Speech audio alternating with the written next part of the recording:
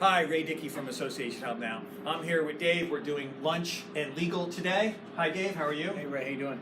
So let me hit you with the first question. Okay. There is a condominium building, and they have installed automatic lighting in the back stairwell, which means as soon as you walk into the stairwell, the lighting is activated and it goes on. Okay. Previous to that, they did not have that. The lights were left on 24 hours a day, and they most likely did this for energy savings.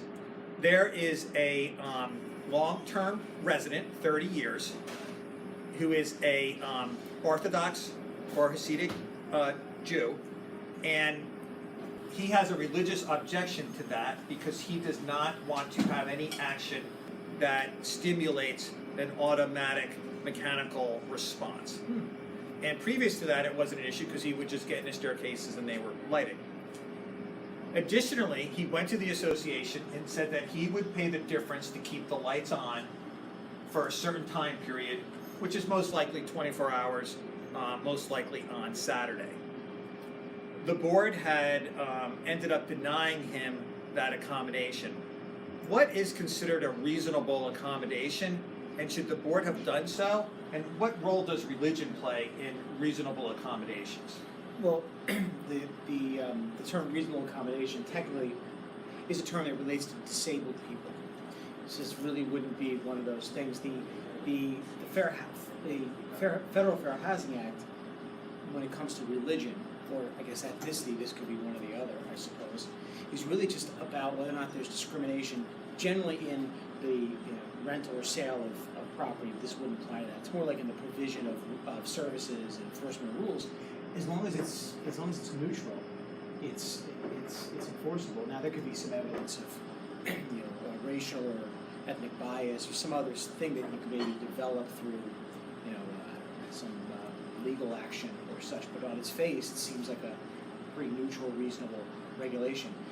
The suggestion that he pay to keep the lights on, is I think a common sense, reasonable offer.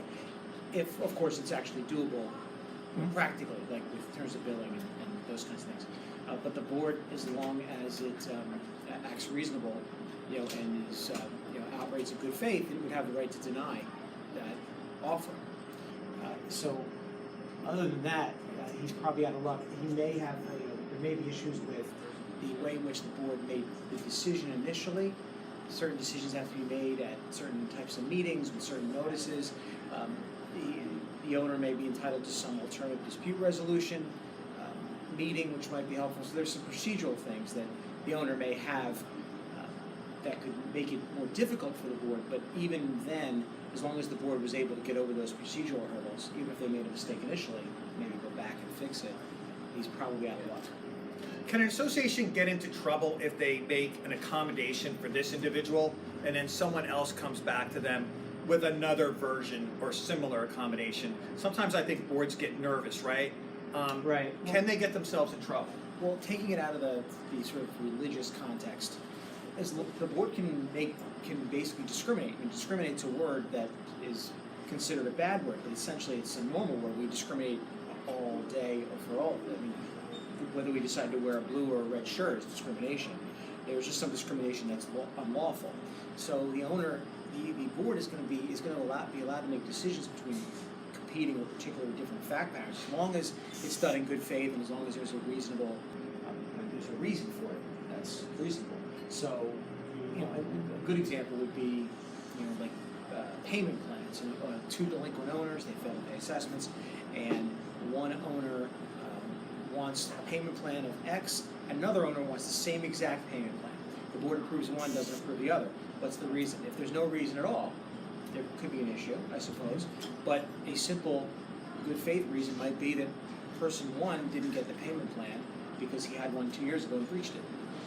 And now they don't want to do it again. So there just have to be some basis for a court to conclude that there was some reasonable background to the decision that's made, even though the people might be treated differently. Great, thanks, Dave. My pleasure.